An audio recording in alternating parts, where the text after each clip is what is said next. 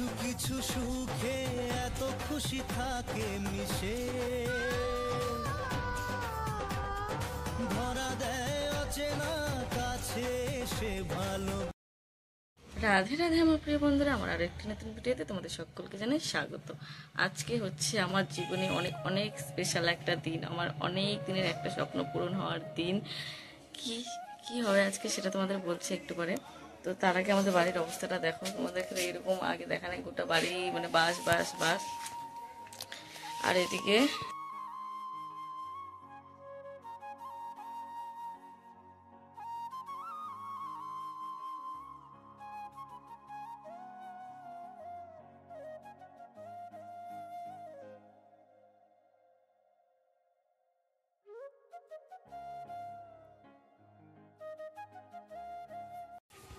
তো দেখো এখানটায় হচ্ছে ছাদ ঢালাই যে সিমেন্ট, সেই সিমেন্টের গাড়ি চলে এসেছে, এখানে সিমেন্টগুলো নামাচ্ছে।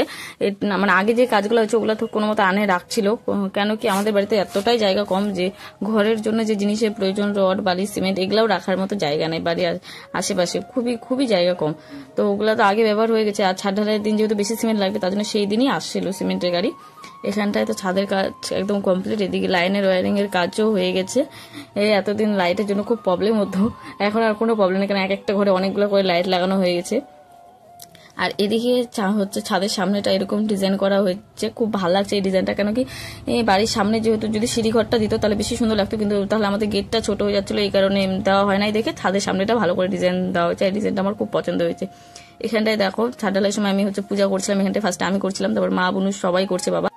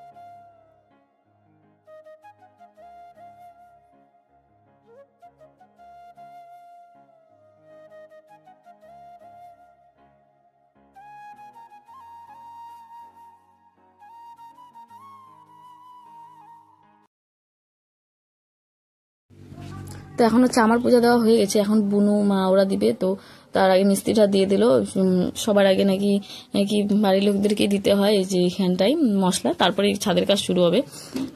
আজকে যে আমাদের ছাদের কাজ হচ্ছে, তো মনটাতে যে কতটা আনন্দ লাগছে সেটা ভাষায় প্রকাশ করার মতো না। দেখো কোনো জিনিস যদি আমরা খুব তাড়াতাড়ি পেয়ে যাই, তবে সেই জিনিসটার মূল্য আমরা বুঝি না, সেই জিনিসটার আনন্দ বুঝি না। কোনো জিনিস যদি অনেক কষ্ট করার পরে পাই, তখনই সেই জিনিসটার আনন্দটা আমরা বুঝতে পারি। হ্যাঁ, এমনি তো পাইলেও আনন্দ লাগে, কিন্তু সেই আনন্দটা আলাদা। কিন্তু কোনো জিনিস তো অনেক কষ্ট করার পরে পাই, সেই জিনিসের আনন্দটা আলাদা, ঠিক কিনা বলো? এই বাড়িটায় যদি আমি ছোট থাকতে থেকেই যদি আমি এই বাড়িটাতেই থাকতাম, তাহলে হয়তো এতটা আনন্দ বুঝতাম না। ছোট থেকে অনেক কষ্ট করেছি বলেই হয়তো আজকে এই বাড়িটা হচ্ছে থেকে এতটা আনন্দ হচ্ছে। যখন আমি ছোট ছিলাম, অনেক ছোট, ক্লাস 2-3-4 পড়তাম, তখন আমাদের মাটির একটা ঘর ছিল কোনো মতো, তাও আর কি অনেক অনেক কম জায়গা। পরে তো এদিকে জায়গা নেওয়া হয়েছে, তারপরে তোমার পাকা ঘর অনেক পরে হয়েছে, তারও আগে অনেক আমাদের মাটির ঘর ছিল। ও তখন যে কত কষ্টে দিনগুলা কেটেছে। তাছাড়াও যখন আমাদের এমনিতেও পাকা ঘর ছিল, তো উপরে টিন ছিল, ঘরে কম, দোকানে এত পরিমাণ জল পড়তো বৃষ্টি আসলেই, যে গাবলা বালতি এগুলো সবসময় দিয়ে রাখতে হতো। মানে বৃষ্টি পড়লেই আমরা সবসময় বৃষ্টিটা যেন না হয় মানে গোটা দোকান তোমার বারান্দা সব ভিজে যাইতো বৃষ্টির জলে। সেই জন্যই আজকে মনে হচ্ছে যে না, সেই কষ্টের দিনটা শেষ হলো, এখন আর সেই কষ্টের দিনটা নাই। একটা ছাদ হওয়া মানে হচ্ছে বাড়ির মোটামুটি বড় কাজটাই হয়ে যায়, ঠিক কিনা বলো? তোমরা তো বুঝতেই পারছো যে একটা বাড়ি হওয়ার কতটা আনন্দ। প্রত্যেকটা মানুষেরই ইচ্ছা থাকে এই যে তার একটা বাড়ি হবে, সে যার যেরকম সামর্থ্য সেই অনুযায়ী, কিন্তু প্রত্যেকটা মানুষেরই স্বপ্ন থাকে, কারো হয়তো অনেক বেশি, কারো হয়তো কম। অনেকে ভাবতে পারে যে এই বাড়ির জন্য এত আনন্দের কি আছে, কিন্তু আমাদের মতো ও ফ্যামিলিতে এরকম একটা বাড়ি বানানো মানে অনেক বড় ব্যাপার।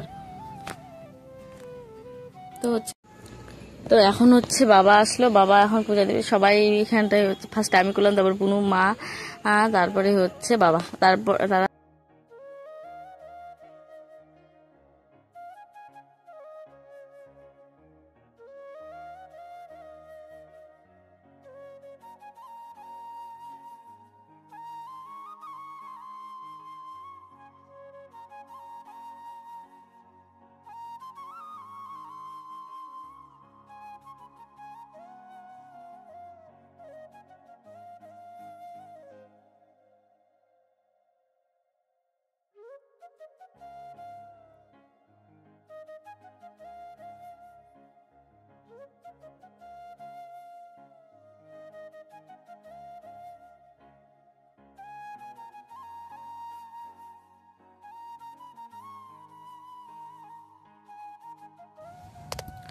তো এখানটা হচ্ছে আমরা মেশিনের পূজা করছিলাম, যে মেশিনটাতে ছাদ ঢালাইয়ের কাজ হবে সেখানটাতে। আর এখানটায় ছোট আমার বাড়িতে সবাই সবজি কাটাকাটি করছিল, কেন কি আজকে হচ্ছে মিস্ত্রি, পাড়া প্রতিবেশী আর কিছু আত্মীয় স্বজনদেরকে খাওয়ানো হবে। আমাদের এখানটায় কিন্তু ছাদ ঢালাইয়ের দিন সবাইকে খাওয়াতে হয়, খাওয়াতে বলতে সবাই খাওয়ায়। তো এখানটায় হচ্ছে দেখো ছাদ ঢালাইয়ের কাজ হচ্ছে, আর আমি ভাবছি যে আমার ছোট থেকে দেখা স্বপ্নটা অবশেষে সত্যি হলো। সবই হচ্ছে গোপাল ঠাকুরের দয়ায়, তাছাড়া কিছুই সম্ভব না। তো তারপরে আমি চলে গেছিলাম হচ্ছে একটু দোকানে বসেছিলাম, কারণ বাবা তো খুব ব্যস্ত, আর আমাদের এই দোকানের পরিস্থিতি খুব খারাপ, যত তাড়াতাড়ি সম্ভব নতুন দোকানে ঢুকতে হবে।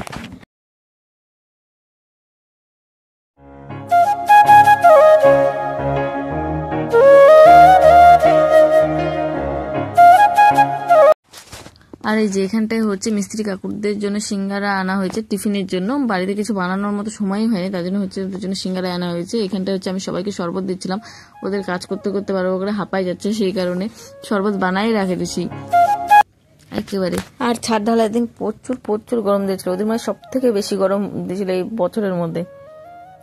তো তারপরে আমি আবার রান্নার ওখানটায় চলে গেলাম, দেখলাম কি কি রান্নার কাজ হয় নাই। তো ওখানটা দেখলাম পেঁয়াজ কম আছে, তার জন্য আমি ওখানটা পেঁয়াজ কাটে দিচ্ছিলাম। আর এদিকে তোমার ডাল, চাটনি এগুলা হয়ে গেছে, এখন শুধু মাংস, ভাত। তো দেখো এখানটায় হচ্ছে ভাতও হয়ে গেল, এখন শুধু মাংসটা হলেই হয়ে যাবে। আর এখানে যেটা রান্না করছে এটা হচ্ছে আমার দাদা হয়, মাসির ছেলে, এখানে দাদা, আর এটাও আমার দাদা হয়, দুই দাদা মিলে রান্না। তো তারপরে আমি চলে গেলাম হচ্ছে আবার একটু বাইরে, এখানটায় ছাদের কাজ প্রায় অর্ধেক কমপ্লিট হয়ে গেছে, আর অর্ধেক হলেই শেষ হয়ে যাবে। তাড়াতাড়ি ছাদ ঢালাই হয়ে গেছিলো, খুব একটা রাত লাগে না, আমি তো ভাবছিলাম হয়তো অনেক রাত হবে, কিন্তু না, রাত হয় নাই। এদিকে রান্না হচ্ছে, দেখো এখানটা হচ্ছে মাংসের জন্য মশলা কষাচ্ছিল, সব রান্নাই হয়ে গেছে, শুধু মাংসটা হলেই হয়ে যাবে।